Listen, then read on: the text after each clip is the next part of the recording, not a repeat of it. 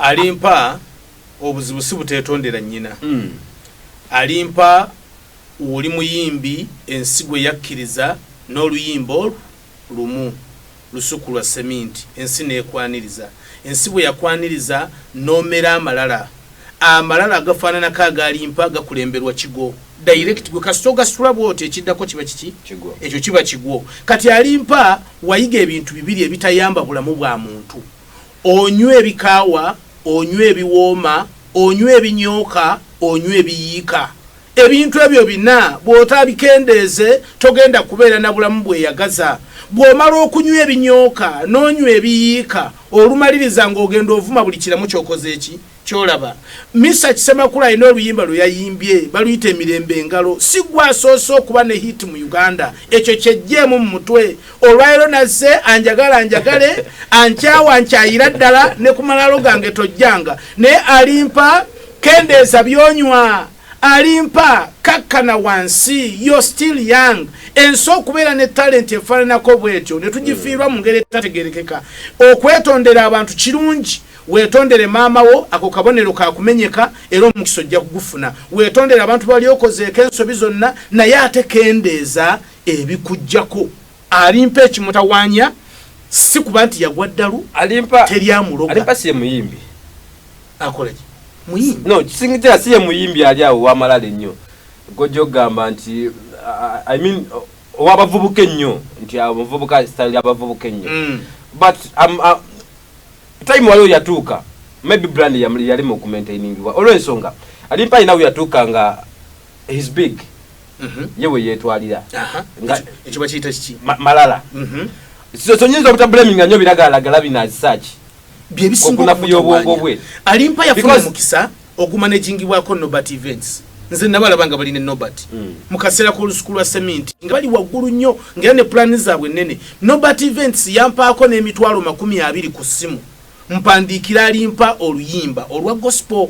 onfuna bulungi agenda okubira alimpa essimu tugende wa Jona mu studio ng'alimpa amugamba mwana nze ndeka sikyakola naawe ng'akwataganye nani waliwo ono omusajja yali amanaging Abdumulasi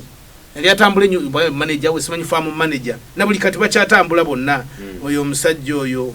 yani raga fire olwo bakwataganye ne raga fire nga balabanga Nobat Events ali mu kubbani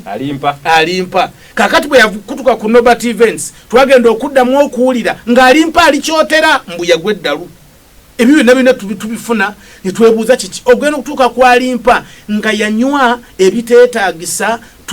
to the maximum level ngera tokyayiza kumuteeka ku stage n'akuyimbira wadde oluyimba olwo so alimpa mu byolina okwekuba mu kifuba bino mbikugambanga muganda wo ndi ku Moon TV woli wetuli mukwano gwange wetondere boyina okwetondera naye have discipline